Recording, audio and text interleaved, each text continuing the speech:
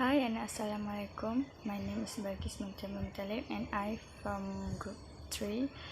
Me and my friend gonna present about performance characteristic of complex scale. For the lecture outcomes, the first one is to describe Fitts law and able to explain how it related to trade-off. Okay, the number 2 is to define and describe prehension and able to give example and discuss from motor control perspective the relationship among the component of prehension action. Number 3 is describe the difference between symmetric and asymmetric by manual coordination and tell which is more complicated. And the last one is describe the rhythmic relationship with walking and running gait pattern originates the role of maintaining head stability during locomotion and the characteristic associated with gait transition. Speed accuracy scale. When speed and accuracy are essential to perform the skill, this is called speed accuracy trade-off. Accuracy requirement of the movement will influence the speed, while emphasis speed will reduce accuracy. Alright, for example, for a penalty kick in soccer, when player try to kick the ball at the fastest speed as possible, the typical result of the kick is inaccurate kick. But when the player emphasize accuracy during the kicking, the result is often a ball kicked slowly to get past the goalkeeper. In 1954, Paul do a research in the human motor system and showed that time required to move to a target depends to a distance, yet related inversely to its size. Fast movement and small target result in a bigger error chance due to speed accuracy trade-off, which is mean when you wanted to go fast, you have to trade off the accuracy and vice versa. Okay, this is how to calculate it. Movement time equal to A plus B log 2 in a bracket 2D slash W. Index of difficulty based on Fitts law involving speed and accuracy skill known as log 2 in bracket 2D slash W. Research has demonstrated that Fitts law predict movement time for various non-laboratory motor skill. For the first example is moving a cursor on computer screen. Number 2 is reaching and grasping container of different size. For example, a cup of coffee, when you reach a cup of coffee like this, and a big bottle, you reach like this, alright? Okay, the third one is dart throwing. Assalamualaikum warahmatullahi wabarakatuh. My name is Muhammad Aiman. Next, we move to the speed accuracy skill and motor control process. It has two open loop control and closed loop control. For the open loop control, it at movement initiation and closed loop control at the movement termination. For the open loop control, initial movement instruction sufficient to move body to specific target. Means only to specific target. If you want to grab a pen, then you just focus only to the pen.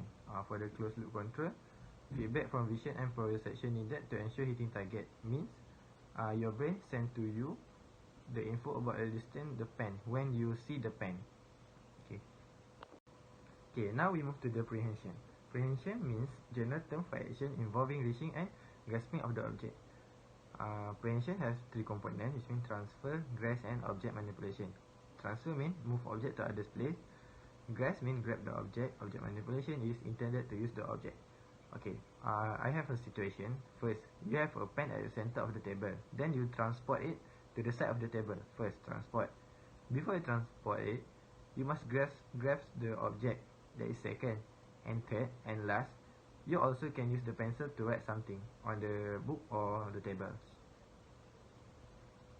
Okay, now we move to the relationship of prehension component. Reach and grasp are very interdependent movement. You can do only one. Visual information and intended manipulation are very needed to initiate the reach and grasp movement. Without visual information and intended manipulation, reach and grasp will not succeed. It also influences visual feedback to create modification in future. For example, you learn from experience. The more you experience it, the more skill you will get. Assalamualaikum. Today I would like to present about role of vision in prehension. Firstly is preparation and initiation of movement. Firstly is assesses regulatory condition, which is, for example, we look at the object and the condition of the object, either the object in circle of curved object. Secondly is a transport of hand object. It has a central vision direct hand to object and provide time to contact info to initiate grabs. For example, our eyes focus on the object and calculate the size of the object before our hand predict to catch the object while the object has been thrown. Next is peripheral vision provide hand movement feedback. Okay, for example, to dodge from getting hit by bottle from the blur vision of the side vision, the vision that we can see through our eyes. Secondly is a grabs object, supplement tactile and proprioceptive feedback to ensure intended use achieved. This means like regarding touch sense and awareness of our position. Alright, next I would like to talk about prehension and Fick's law. Okay, motor control aspect of prehension demonstrates speed accuracy trade-off characteristic. Why movement time increase as the object width decrease? Okay, movement distance and object width influence movement time during prehension in accordance with prediction of Fick's law. Okay, for example, crab scarp that has handle and without handle will be different in speed, accuracy and kinematic pattern.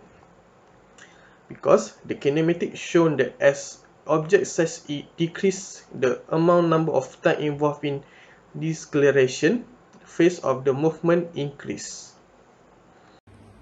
Okay, my name is Nik Izzati binti Nik Azhari, and today I want to present about handwriting. Different control mechanisms are involved with writing. They have three, which is lexical, semantic, motor control. For the lexical, it means when we want to write sentence, a person needs to be in lexical, which means you write the sentence in horizontal way. Okay, for the semantic, it's a cognitive process. Means when you want to write something, your brain need to interpret the words from memory in order to make the audience to understand what we want to convince the message. Okay, for the third point is motor equivalence from Bastien 1967 demonstrated a person adapting to specific demands with regard to muscle involvement. Okay, motor equivalence means the capability of the motor control system to enable a person to achieve an action goal in a variety of situations or condition. Okay, for example of the motor equivalence is writing the signature with either hand. Okay, vision provide important info for the motor control of handwriting. As you all know, the handwriting is important to everyone. Write on a piece of paper. As example, I like to sit and read books. Okay, next is write the same sentence with your eyes closed. How do the similarities and differences with eyes open and closed demonstrate the role vision plays in the control of handwriting? Okay, it have different when you write in closed and open eyes. Basically, when we usually use hand to writing, we also can adapt with the movement of the muscle involved. Okay, so by that, we can control the movement of the handwriting. For the bimanual coordination skill, motor skills that require simultaneously use of two arms. Skill may require two arms to move with the same or different spatial and or temporal characteristic. They have two, which is symmetric bimanual coordination and asymmetric bimanual coordination. For the symmetric bimanual coordination, it means the limb movement, either hand or leg move together in opposite way. Example of the symmetric bimanual coordination is when you do the hand clapping or walking. When we move both hand or leg in opposite way, the movement is made in the midpoint. Okay, for the asymmetric bimanual coordination, it means the movement of the both hand is not balanced. As example, when you want to tie your shoelace,